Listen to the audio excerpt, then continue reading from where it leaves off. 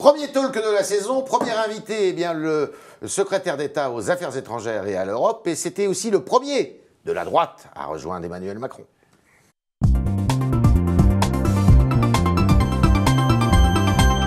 J'ai parlé de Jean-Baptiste Lemoyne, ancien sénateur. Bonjour Jean-Baptiste Lemoyne. Bonjour. La Turquie ne doit pas entrer dans l'Europe, c'est ce qu'a dit Angela Merkel hier lors d'un débat électoral.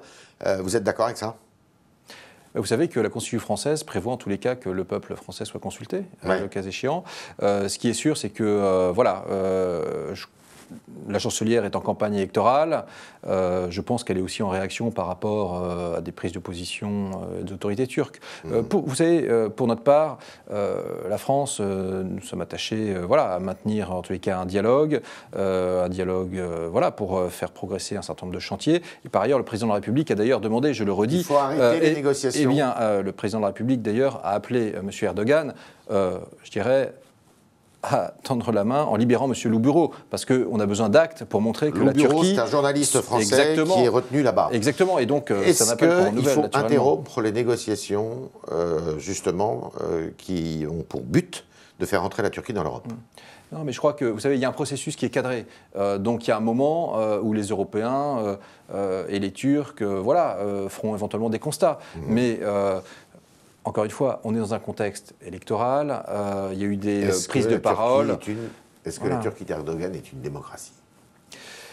En tout cas, c'est un pays pour lequel le président de la République ne cesse de passer les messages, parce qu'effectivement, il y a parfois... Pas, là. Vous êtes devenu très Quai d'Orsay, là, très diplomate. Oui ou non, est-ce que c'est une démocratie ? Mais parce que les choses ne sont pas noires et blancs comme ça. Mais si, c'est la vérité. Il y a une dérive. Et donc, en tous les cas, il y a parfois un certain nombre d'arrestations qui semblent arbitraires, qui posent question, et c'est pourquoi nous ne ménageons pas nos efforts pour faire en sorte que les personnes concernées puissent être relâchés. Et c'est le rôle. Le mot dérive. En tous les cas, on voit que le peuple turc est en train peut-être, d'avoir une conception un peu plus refermée. D'accord. Est-ce que vous redoutez une guerre entre les États-Unis et la Corée du Nord ? Là aussi, vous savez, pourquoi je prends des précautions oratoires peut-être, mais c'est parce qu'on est sur des sujets qui sont majeurs, pour lesquels effectivement, chaque mot doit être pesé et sous-pesé. Et vous le savez, sur ce sujet-là, de la même façon, le président de la République a eu des propos très fermes ce week-end, parce que les actions conduites par la Corée du Nord, naturellement, enfreignent des résolutions, enfreignent un certain nombre de règles internationales, et donc la France sera naturellement, lors du Conseil de sécurité qui se réunit cet après-midi, dans les discussions très, très présentes. Et donc, il est important que les enceintes multilatérales, comme l'ONU également, puissent permettre d'évoquer ces sujets-là avec la Russie, la Chine, voilà. Donc, le gouvernement réfléchit aujourd'hui à faire en sorte que les clandestins qui sont arrêtés sur notre territoire soient reconduits à la frontière. Gérard Collomb doit s'exprimer dans les prochains jours là-dessus. Qu'est-ce qu'il faut changer ? Alors, vous avez vu, le gouvernement a pris le dossier à bras-le-corps, parce que justement, sur ce sujet des migrations, très clairement, il faut mener plusieurs actions tous azimuts. Oui, alors vous allez créer des hotspots, notamment au Niger et au Tchad. Alors, il faut regarder le phénomène dans sa globalité. D'une part, il faut pouvoir, dans les pays d'origine, qui souvent émettent des migrants économiques, plus que des personnes en situation de demander le droit d'asile, de faire comprendre, de démanteler les filières de passeurs. Donc on va augmenter notre coopération policière, judiciaire, etc., avec les pays d'origine, mais également, je crois qu'il y a d'ailleurs un rôle des diasporas, vous savez, la France, comme d'autres pays européens, mais bien sûr, on y travaille. Jean-Yves Le Drian. Il y a un gros problème. Est-ce que vous savez que Schengen, le régime dérogatoire à Schengen qui est appliqué actuellement, il prend fin le 11 novembre prochain. Mais justement, on a un plan qui a été présenté cet été. Ce plan, il se décline sur tous les volets. Gérard Collomb, naturellement, Jean-Yves Le Drian également, pour ma part aussi. Mais ce que je veux dire, c'est que ce n'est pas d'un coup de baguette magique ou parce qu'on le décrète que les flux cesseront. Et donc, il s'agit d'enclencher véritablement des actions de développement avec les micro-entrepreneurs localement, dans les pays d'origine, avec la société civile, pour faire comprendre que justement, ce développement, il peut se faire faire. Ce continent africain, vous savez, il regorge de trésors. Notre aide au développement. Notre aide au développement, on va l'accroître. Le président de la République l'a dit, on va la porter à 0,55% du PIB en 2022 pour accompagner justement la création d'entreprises sur ces territoires, pour faire en sorte qu'il y ait une espérance que les jeunes qui sont très nombreux en Afrique puissent également se dire « je fais ma vie ». Alors, ici, vous êtes un ancien des Républicains, vous avez été sénateur, les Républicains. Quel regard vous portez maintenant sur votre ancien parti ? Écoutez, vous savez, moi j'ai fait le choix vraiment de soutenir Emmanuel Macron sans réserve parce que justement, quitté le parti, hein. et j'ai quitté les Républicains parce que je savais que j'allais être exclu. Bernard Accoyer avait annoncé cela, mais vous savez, ça mesure bien. On voit bien d'ailleurs que voilà un parti qui agit par fatwa ou exclusion, lui-même pas très solide sur ses bases. Et donc, ce que je veux dire, c'est que moi j'ai fait le choix, comme beaucoup d'ailleurs d'électeurs de la droite et du centre, de soutenir Emmanuel Macron. Ouais. Et donc, mon action, elle s'inscrit maintenant au sein d'En Marche. Est-ce que les Républicains ont un avenir ? Écoutez, quand je vois que Laurent Wauquiez, dans sa quête à la présidence du parti, a surtout à cœur de reprendre des poncifs de la campagne présidentielle de 2012, ou même d'avant. Ça veut dire que, moi, ce que je veux dire, c'est que l'opposition, naturellement, qu'elle réfléchisse pour se reconstruire, c'est normal, mais on ne se reconstruit pas en faisant de l'archéologie. Voilà. Et là, j'ai l'impression que les Républicains, ils font beaucoup d'archéologie, alors qu'il y a besoin de se renouveler. En Marche, c'est ça. C'est une formation politique qui renouvelle les méthodes et puis tout simplement le message. Le renouvellement, est-ce qu'il passe par Laurent Wauquiez ? Ah, je crois pas, non. Non. Non, vraiment, parce que vous avez peur à une droitisation des Républicains avec Wauquiez ? C'est que la façon d'aborder les sujets est très datée, qu'il est lui-même, il représente un système qui a failli. Il a été, depuis 15 ans, il est aux premières loges de la droite française. Il a été ministre de 2007 à 2012. Manifestement, il était ministre au moment où, justement, une partie de la droite, des électeurs de droite, ont estimé que la droite n'avait pas été fidèle à sa parole. Et donc, j'aimerais qu'il se remette un peu en question avant de donner des grandes leçons. Et donc, de ce point de vue-là, Emmanuel Macron a initié, je crois, une œuvre de refondation de la vie politique qui est salutaire, parce qu'on sort du débat droite-gauche pour aller dans un débat progressiste, conservateur. On l'a compris. Voilà. Madame Pécresse s'apprête à lancer un mouvement. Est-ce que vous pourriez vous entendre en revanche avec Madame Pécresse ? Mais que Mme Pécresse lance un mouvement, c'est très bien, ça permet sûrement d'alimenter la réflexion à droite. Mais ce que je veux dire, c'est que c'est pas à moi ou à d'autres d'aller s'entendre avec Mme Pécresse, c'est à toutes celles et tous ceux qui sentent que le pays est à un moment crucial, à un tournant, un peu comme en 1958, où on doit tout refonder, tout reconstruire, de se poser la question de est-ce que, oui ou non, j'ai pas aussi ma pierre à apporter à l'édifice ? Pardon, les Français ont voté. Pendant 5 ans, il y a un quinquennat à réussir. Et ce que l'on fait avec, par exemple, Muriel Pénicaud, sur le droit du travail, c'est majeur. C'est énormément de réformes que la droite, à l'époque, n'a pas eu le courage de mener. Et donc, c'est pour ça que je tends cette main à toutes celles et tous ceux qui, au sein de la droite, vous les encouragez à venir vers vous ? Eh bien sûr, à venir vers En Marche, parce que En Marche, c'est l'amalgame de personnes. Vous êtes membre du parti, tout à fait, du parti d'Emmanuel Macron. J'ai adhéré à la République En Marche. Est-ce qu'il doit y avoir 2 partis de droite ? Est-ce qu'on se dirige vers un avenir où il y aurait, comme jadis, comme naguère, 2 partis de droite, un parti plus centriste, et puis un parti qui serait un peu plus à droite, néo-gaulliste, qui serait tenu par M. Wauquiez ? Écoutez, on observera les initiatives qui sont prises ici ou là, mais encore une fois, moi je crois qu'il faut sortir. Alors, on a compris. Non, mais on a compris, mais en même temps, c'est vrai que ça structure le champ de la politique française depuis des décennies. Vous allez répondre à mes questions, ça va vous permettre de développer. Les constructifs, par exemple, est-ce qu'ils doivent adhérer à la République En Marche ? Les constructifs, c'est M. Thierry Solère, et quelques autres députés qui viennent souvent de la droite et du centre. Est-ce que ceux-là, eh bien, vous les invitez à venir vous rejoindre? En tous les cas, moi, je pense qu'ils peuvent avoir leur place, très clairement. À partir du moment où on est d'accord sur un certain nombre de transformations du pays, ou en termes d'ailleurs de philosophie, on est proche, ils auraient toute leur place, me semble-t-il, au sein de La République En Marche, qui, encore une fois, est un mouvement qui a créé un espoir fou. Moi, j'ai vu encore ce week-end, nous tenions avec les jeunes En Marche de Bourgogne-Franche-Comté un séminaire de rentrée, mais des personnes qui se sont engagées, qui ne croyaient plus dans la vie politique, étaient engagées dans le secteur associatif, etc. Et donc, voilà, clairement, la politique autrement, ça a un visage, ça s'incarne, c'est La République En Marche, et ça permet de sortir un peu des clivages, alors certes, qui ont structuré la vie politique française longtemps. Il n'existe plus le clivage gauche-droite, d'après vous? Moi, je crois que le clivage, d'ailleurs, on l'observe à l'Assemblée nationale. Souvent, c'est quoi? C'est la France insoumise versus En Marche. Et donc, on voit que le clivage, il est autour de l'ouverture ou la fermeture. Votre principal adversaire aujourd'hui, c'est la France insoumise? C'est le mouvement qui veut qu'on renferme la France sur elle-même, qu'elle se recroqueville avec des vieilles solutions passéistes. Il y a des élections sénatoriales, donc la Chambre haute que vous connaissez bien, qui auront lieu le 24 septembre. Est-ce que vous pensez que vous aurez un groupe suffisamment important au Sénat et qui pourra peser suffisamment? Sous la houlette de M. Patria. J'ai été de ceux qui ont cofondé le groupe de La République En Marche au Sénat, autour de François Patria et de feu Nicole Bricq.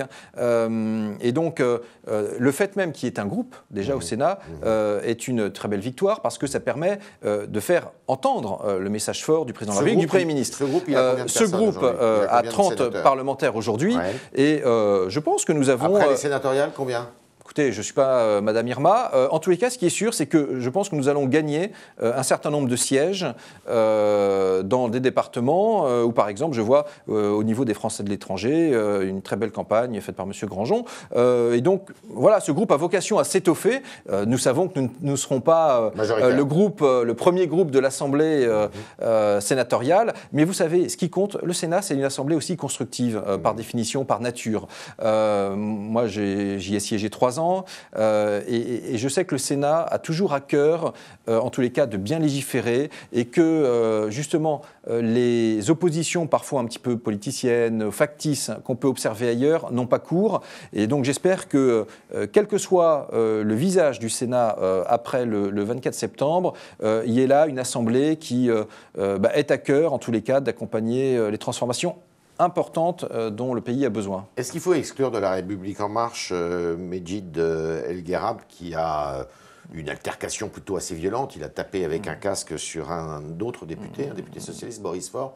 Est-ce qu'il a encore sa place à La République En Marche? Mais il a d'ailleurs été convoqué par les instances disciplinaires, donc voilà, je crois que les choses sont claires. Les choses sont claires. En tous les cas, la violence ne doit pas avoir cours dans la vie politique française. Il peut encore être député, ce monsieur? Et donc, en tous les cas, ça complique l'exercice de son mandat. Je pense qu'il en est lui-même conscient. Et voilà, moi d'ailleurs, j'exprime mes souhaits, mais les deux. Je connais également Boris Faure, puisqu'il est investi également dans la vie des Français de l'étranger. Je lui exprime mes souhaits de rétablissement, voilà, clairement, parce que on a besoin de la voix de tous dans le débat démocratique. Et voilà. Est-ce qu'il faut l'exclure, monsieur El Guerab? Je crois qu'il s'est de lui-même, il a fait le choix d'ailleurs de se retirer du groupe parlementaire. Voilà, donc je pense que c'est une décision qui est une bonne décision. Voilà, c'était le talk de Jean-Baptiste Lemoyne, le secrétaire d'État à l'Europe et aux Affaires étrangères. Vous aurez compris que pour lui, eh bien, le vieux clivage gauche-droite a vécu. Et puis maintenant, eh bien, nous allons poser vos questions, chers internautes, avec Merwan Meadji.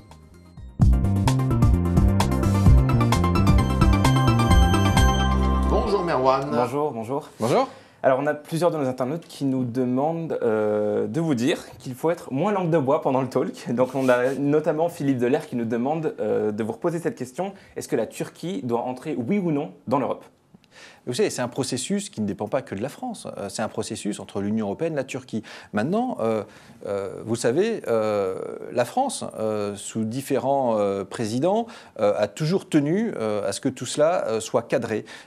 Et de ce point de vue-là, la Constitution française, elle prévoit bien que le peuple français soit consulté. Donc vous voyez que tout cela ce sont des débats qui ne se réduisent pas à oui ou non. Ce que je veux dire, c'est que la Turquie, par exemple... Vous avez conscience que l'opinion publique française est majoritairement hostile à l'entrée de la Turquie? La Turquie, vous savez, mais bien sûr, la Turquie, on est bien content parfois de la trouver lorsqu'il s'agit de mettre en place des dispositifs visant à ce que les réfugiés syriens ne déferlent pas en masse sur le continent européen. Et donc, ce que je veux dire, c'est que de toutes les façons, la géographie fait que la Turquie et l'Europe continueront à entretenir des relations économiques. Mais en revanche, la question de l'appartenance à l'Union européenne, c'est un débat qui existe depuis de nombreuses années, très clairement.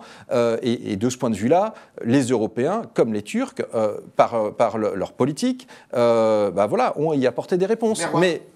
Donc c'est un débat commun, mais pour la France quand même, on dit oui ou non? Pour vous? Mais ce que je veux dire, c'est que je pense que... Vous n'aurez pas la réponse. Mais parce que pardon, mais on est là sur des sujets complexes. Très claire, elle, hein. Oui, parce que Mme Merkel, elle répond aussi, quelque part, à une forme d'ingérence de la Turquie dans les élections allemandes. Donc, il faut avoir tout ce contexte en tête. Et ce que je veux dire, c'est que le monde est complexe. Justement, la force d'Emmanuel Macron, c'est que du coup, quand des problèmes sont complexes, la réponse, elle n'est pas forcément oui ou non. La réponse, elle est parfois plus nuancée. Et ce que je dis, c'est que, naturellement, le peuple turc est un grand peuple. Il y a une histoire, il y a une civilisation. Et qu'on ne va pas jeter l'anathème, forcément, sur cette histoire, cette civilisation, sur ces échanges économiques. Mais en revanche, il y a une vigilance constante et permanente, naturellement, par rapport, à la façon dont les autorités turques agissent. Un peu plus technique de Dave. Les douanes ont annoncé le mois dernier les chiffres du déficit commercial. Vous parliez, vous, de chiffres préoccupants. Qu'est-ce que vous comptez faire concrètement? Alors là, avec Jean-Yves Le Drian, on prend le taureau par les cornes, naturellement. Ce qu'on veut, c'est que là où il y a plusieurs interlocuteurs pour aider les entreprises à exporter, on veut simplifier le dispositif. Donc, on est en train de construire une équipe de France, de l'export, où on va se mettre d'accord entre, justement, Business France, les chambres de commerce et d'industrie, les chambres de commerce et d'industrie qui sont présentes à l'étranger. Ce qu'il faut, c'est un interlocuteur unique à l'entrée, sur le territoire. Quand je suis chef d'une PME, je me dis je veux aller à l'export, eh bien que je n'ai pas 36 portes auxquelles aller frapper, mais vraiment une porte centrale. Et pareil, après, quand on est à l'étranger... C'est déjà le cas, vous avez quand même des postes d'expansion économique à l'étranger. Non, mais justement. Mais ce que je veux dire, c'est que sur le territoire national, il peut y avoir plusieurs acteurs. Donc, c'est se mettre ensemble, se fédérer. Donc, un guichet d'entrée unique, non seulement sur le territoire français, mais aussi dans le pays, quand on prospecte à l'étranger. Tout cela, naturellement, avec, vous savez, des ambassadeurs qui ont cette culture, ont acquis cette culture économique et maintenant passent énormément de temps à aider et à accompagner les acteurs économiques français. Merwan. Si je ne me trompe pas, cette semaine, nous recevons Jean-François Copé. Tout à fait. En 2016, c'était l'année de la rupture avec lui. Vous aviez décidé de voter pour Juppé. J'ai apporté mon soutien à Alain Juppé. Pendant la primaire.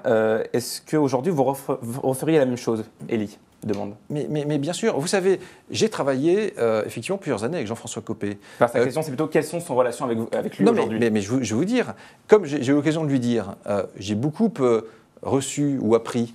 Mais j'ai également beaucoup donné moi-même. Et il y a un moment, vous savez, ce que je veux dire, c'est que j'ai consacré aussi beaucoup de temps, beaucoup d'engagement à ses côtés. Et il se trouve que j'ai été conquérir mes mandats électoraux tout seul comme un grand. En 2014, en 2014, je n'ai pas été investi par l'UMP, j'ai été élu en candidat indépendant et les grands électeurs m'ont donné le plus grand luxe, la liberté. Et ma liberté politique, je l'exerce. J'ai estimé, je l'ai dit à Jean-François Copé, et il le sait, que sa candidature n'avait pas de sens aux primaires. Et d'ailleurs, le résultat montre que j'avais raison. Je pense qu'il pouvait apporter différemment à sa famille politique. Donc, je referai naturellement, j'appuierai à nouveau... Il a encore un avenir politique, Jean-François Copé, qui n'est plus député, parce qu'il a fait le choix de garder sa ville. Vous savez, dans la vie politique, on peut toujours contribuer au débat des idées. Donc voilà, c'est pas à moi de dire quelle forme doit prendre son engagement. Ce que je veux dire, c'est qu'en tous les cas, j'ai trouvé, à travers Emmanuel Macron, justement, celui qui, justement, permet de refonder totalement ce paysage politique. Merwan, un peu suranné. Une dernière question de Merwan. Non, on a deux dernières questions. C'est quoi l'ambiance au Conseil des ministres pour Amélie? C'est quoi l'ambiance? C'est une ambiance studieuse. Je crois qu'on a tous conscience de l'espoir qu'a suscité cette élection d'Emmanuel Macron. Et donc, nous avons l'envie de réussir, de faire en sorte que des réformes qui ont été parfois différées depuis des années voient le jour. Je vous en prends une, par exemple. Comment faire que on ait des investissements plus importants en France? Peut-être lever des tabous et faire en sorte que beaucoup de composantes de l'impôt sur la fortune ne soient plus taxées et aillent s'investir dans l'économie. Et ça, vous voyez, la droite, elle ne l'avait pas fait et pourtant, elle faisait des moulinets dans les meetings là-dessus. Et donc, je dis attention à celles et ceux qui croient encore aux moulinets des leaders actuels des Républicains, ils risquent d'être déçus. Donc, rejoignez-nous. Merwan, question qui n'a rien à voir. Théo nous demande, est-ce que vous avez écouté le dernier MC Solar? Non, mais il faut que je découvre alors. Et vous n'avez jamais rencontré MC Solar à Dakar? J'ai pas rencontré MC Solar à Dakar, non. Vous savez que c'est une personnalité qui à Dakar est rayonnante. Mais en revanche, j'ai rencontré à Abidjan Magic System, à Salfo, et donc il y a effectivement une création musicale, artistique de qualité, qui s'est d'ailleurs produite encore il y a quelques jours au Festival d'Angoulême. Eh bien, grâce à Merwan, nous sommes sortis de la politique pure. Merci Jean-Baptiste Lemoyne, secrétaire d'État aux Affaires étrangères et à l'Europe. Merci Merwan. Et puis à demain pour un nouvel épisode.